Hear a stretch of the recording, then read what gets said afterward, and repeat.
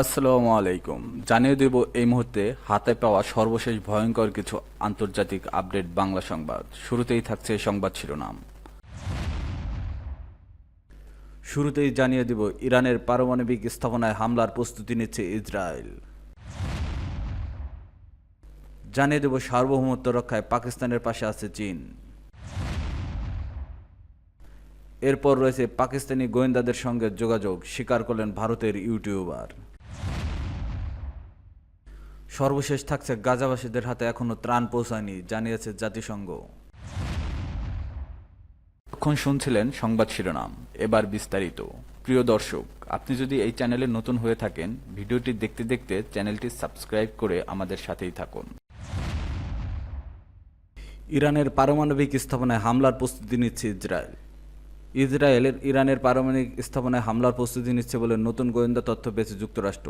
যুক্তরাষ্ট্রের একাধিক কর্মকর্তা সিএনএনকে জানিয়েছে, তেহরানের সঙ্গে কূটনৈতিক আলোচনা চালিয়ে যাওয়ার অবস্থাতেই ট্রাম্প প্রশাসনের নজরে এসেছে এই তথ্য। সিএনএন কর্মকর্তা জানান, ইসরায়েলের হামলার বিষয়ে চূড়ান্ত সিদ্ধান্ত নিয়েছে কিনা তা নিশ্চিত নয়। যুক্তরাষ্ট্র এই বিষয়ে নিশ্চিত নয় যে ইসরায়েলের শেষ পর্যন্ত হামলা চালাবে কিনা। যুক্তরাষ্ট্রের একজন কর্মকর্তা জানান, সম্প্রতি মাসগুলোতে ইরানের পারমাণবিক স্থাপনায় ইসরায়েলের হামলার সম্ভাবনা উল্লেখযোগ্যভাবে বেড়েছে। তিনি আরও বলেন, যদি যুক্তরাষ্ট্রের সঙ্গে ইরানের সব ইউরেনিয়াম অপসারণের চুক্তি না হয় তাহলে হামলার সম্ভাবনা আরও বাড়বে। ইসরায়েলের ঊর্ধ্বতন কর্মকর্তাদের ব্যক্তিগত সরাসরি পর্যায়ের বার্তা, যোগাযোগ এবং সামরিক গতিবিধির উপর ভিত্তি করে এই গোয়েন্দা তথ্য তৈরি হয়েছে বলে জানানো হয়। সিএনএনকে দেওয়া তথ্য অনুযায়ী ইসরায়েলের পক্ষ থেকে বিমান মহড়া সম্পন্ন করা এবং আকাশপথে গোলাবারুদ সরানোর মতো প্রস্তুতি লক্ষ্য করছে যুক্তরাষ্ট্র। তবে সংশ্লিষ্ট কর্মকর্তারা বলেছে, এসব পদক্ষেপ সরাসরি হামলার উদ্দেশ্যও হতে পারে, আবার ইরানকে চাপে ফেলতেও হতে পারে, যেন তারা তাদের পারমাণবিক কর্মসূচির কিছু অংশ থেকে সরে আসে। এই বিষয়ে সিএনএন জাতীয় নিরাপত্তা পরিষদ এবং ইসরায়েলি প্রধানমন্ত্রীর কার্যালয়ের মন্তব্য জানাতে চাইলেও তারা সাড়া দেয়নি। ওয়াশিংটনে অবস্থিত ইসরায়েলি দূতাবাসেও কোনো মন্তব্য করেনি। এক মার্কিন গোয়েন্দা সূত্র জানিয়েছে, ইসরায়েল মনে করছে ইরানের বর্তমান সামরিক শক্তি গত কয়েক দশকের মধ্যে সবচেয়ে দুর্বল। গত অক্টোবর মাসে ইসরায়েল তাদের ক্ষেপণাস্ত্র উৎপাদন কেন্দ্র বিমান প্রতিরক্ষা অবস্থায় আঘাত আনে। এছাড়া অর্থনৈতিক নিষেধাজ্ঞা এবং আঞ্চলিক মিত্রদের হারানোর পর ইরান আরও দুর্বল হয়ে পড়ছে বলে যুক্তরাষ্ট্র মনে করছে। সিএনএনকে দেওয়া তথ্য অনুযায়ী যুক্তরাষ্ট্র এখন বাড়তি গোয়েন্দা তথ্য সংগ্রহ করছে, যাতে ইসরায়েল সিদ্ধান্ত বাস্তবায়ন করে সেক্ষেত্রে ইসরায়েলকে সহায়তা করা যায়। তবে ট্রাম্প প্রশাসনের ঘনিষ্ঠ এক সূত্র জানিয়েছে, ইরান বড় ধরনের কোনো উস্কানি না দিলে যুক্তরাষ্ট্র ইসরায়েলের সম্ভাব্য হামলার এখনই সরাসরি অংশ নেবে না। সার্বভৌমত্ব রক্ষায় পাকিস্তানের পাশে আছে চীন। চীনের পররাষ্ট্রমন্ত্রী ওয়াং ই জানিয়েছেন, জাতীয় সার্বভৌমত্ব এবং আঞ্চলিক অখণ্ডতা রক্ষায় পাকিস্তানের প্রতি চীনের সমর্থন আছে। বেইজিংয়ে পাকিস্তানের পররাষ্ট্রমন্ত্রী ইসাকদারের সঙ্গে বৈঠকে তিনি একথা বলেন। অধিকৃত কাশ্মীরের পেহেলগামে বন্দুকধারীর হামলার জেরে ভারতের সাথে 4 দিনের সংঘাত শেষে যুদ্ধবিরতির পর বৈঠক করলেন এই দুই নেতা। পাকিস্তানের উপপ্রধানমন্ত্রী ও পররাষ্ট্রমন্ত্রী ইসাকদারের সাথে সাক্ষাৎকারের সময় চীনের পররাষ্ট্রমন্ত্রী ওয়াং ই আরও বলেন, চীন দুই দেশের সংলাপের মাধ্যমে মতপার্থক্য মোকাবেলার উদ্যোগকে স্বাগত জানায়। এদিকে চীনের পররাষ্ট্র মন্ত্রণালয়ের এক বিবৃতিতে বলা হয়েছে, ওয়াং পাকিস্তানকে আয়রন ক্লাড ফ্রেন্ড বলে অভিহিত করেছেন। দুই দেশের মধ্যে সর্বকালীন কৌশলগত সহযোগিতামূলক অংশীদারিত্ব আরও গভীর করার প্রতিশ্রুতি দিয়েছেন। একইভাবে ইসাকদার পাকিস্তানের সার্বভৌমত্ব এবং আঞ্চলিক অখণ্ডতার প্রতি দৃঢ়ভাবে সমর্থন জানানোর জন্য চীনের প্রশংসা করেন। বৈঠকে উভয় পক্ষ দক্ষিণ এশিয়ার ক্রমবর্ধমান পরিস্থিতি, পাকিস্তান চীন বন্ধুত্বের ভবিষ্যৎ গতিপথ এবং সিপিইসি 2.0 নিয়ে মতবিনিময় করে। পররাষ্ট্র দপ্তর আরও জানায়, পাকিস্তান ও চীনের মধ্যে সর্বকালীন কৌশলগত সহযোগিতামূলক অংশীদারিত্ব এবং গাঢ় বন্ধুত্বের প্রশংসা করে। উভয় নেতা পারস্পরিক স্বার্থের সকল বিষয়ে একমত হওয়ার প্রতি সন্তুষ্টি প্রকাশ করছেন এবং আঞ্চলিক শান্তি, উন্নয়ন এবং স্থিতিশীলতার জন্য দ্বিপাক্ষিক সহযোগিতা অব্যাহত রাখার দৃঢ় সংকল্প ব্যক্ত করেছেন। এর আগে চীনের কমিউনিস্ট পার্টির আন্তর্জাতিক বিভাগের মন্ত্রী লিউ জিয়ানচাওয়ের সাথে দেখা করেন। আঞ্চলিক উত্তেজনার মধ্যে পাকিস্তানের পররাষ্ট্রমন্ত্রী ইসাকদার চীনের আমন্ত্রণ 3 দিনের সরকারি সফরে মঙ্গলবার বেইজিংয়ে পৌঁছান। পাকিস্তানি গোয়েন্দার সঙ্গে যোগাযোগ, স্বীকার করলেন ভারতীয় ইউটিউবার। পাকিস্তানি গোয়েন্দা সংস্থার সঙ্গে যোগাযোগের কথা স্বীকার করেছেন ভারতের হরিয়ানার ইউটিউবার জ্যোতি মালহোত্রা।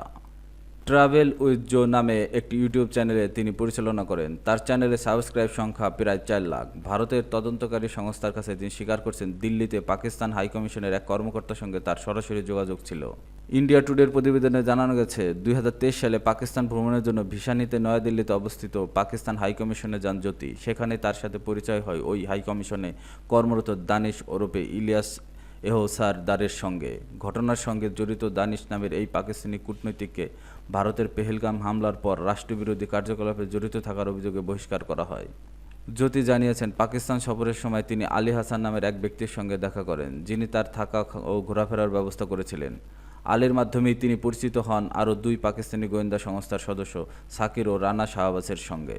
জ্যোতি তদন্তকারীদের আরও জানান, সন্দেহ এড়াতে তিনি সাকিরের মোবাইল নম্বর জট্ট রাধোয়া নামে ফোনে সেভ করে রাখেন। ভারতে ফিরে এসেও তিনি হোয়াটসঅ্যাপ, স্ন্যাপচ্যাট ও টেলিগ্রামের মাধ্যমে তাদের সঙ্গে যোগাযোগ বজায় রেখেছিলেন। ঘটনার সঙ্গে জড়িত দানিশ নামক ওই পাকিস্তানি কূটনৈতিক ভারতের পেহেলগাম হামলার পর রাষ্ট্রবিরোধী কার্যকলাপে জড়িত থাকার অভিযোগে বহিষ্কার করা হয়।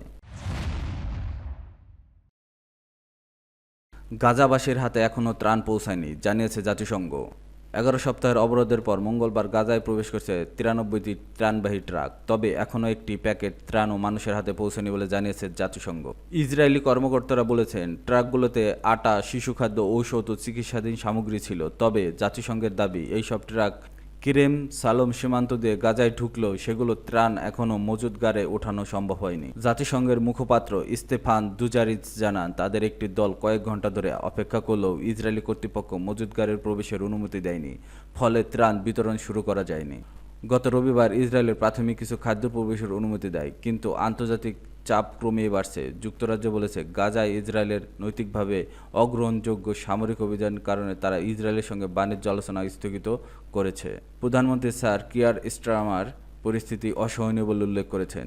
ইউরোপীয় ইউনিয়নের পররাষ্ট্রনীতি প্রধান কায়াস ক্যালাস জানিয়েছেন, ইসরায়েলের সঙ্গে ইউরোপীয় বাণিজ্য চুক্তি পুনর্বিবেচনা করা হচ্ছে। দুজারিচ বলেন, ইসরায়েল জাতিসংঘকে বলেছে, ত্রাণ সামগ্রী কেরেম সালোম সীমান্তে নামিয়ে রেখে গাজার ভেতরে প্রবেশের অনুমতির জন্য আলাদা করে অপেক্ষা করতে হবে। তিনি এটিকে ভয়াবহ জটিলতা বলে উল্লেখ করেন এবং বলেন, এই ত্রাণ আসা সমুদ্রের এক ফোঁটা জল মাত্র। জাতিসংঘ বলেন, গাজার মানবিক সংকট মোকাবেলায় প্রতিদিন অন্তত 600টি ট্রাক প্রয়োজন। জাতিসংঘের মানবিক প্রধান টম ফ্লেচার বিবিসিকে বলেন, পরবর্তী 48 ঘন্টায় সাহায্য না পৌঁছালে গাজায় 14,000 শিশুর মৃত্যু হতে পারে। যদিও এই সংখ্যাটি পরে স্পষ্ট করে বলা হয়, এটি একটি বছরের পূর্বাভাস, তাৎক্ষণিক নয়। জাতিসংঘের মানবিক দপ্তর জানায়, গাজায় বর্তমানে 14,000 শিশু তীব্র অপুষ্টিজনিত ঝুঁকিতে রয়েছে, যাদের জীবন বাঁচাতে জরুরি খাদ্য, চিকিৎসা সহায়তা প্রয়োজন। গত সপ্তাহে হামাস শাসিত গাজার স্বাস্থ্য মন্ত্রণালয় জানায়, গত 11 সপ্তাহে অপুষ্টিতে অন্তত 57 শিশুর মৃত্যু হয়েছে।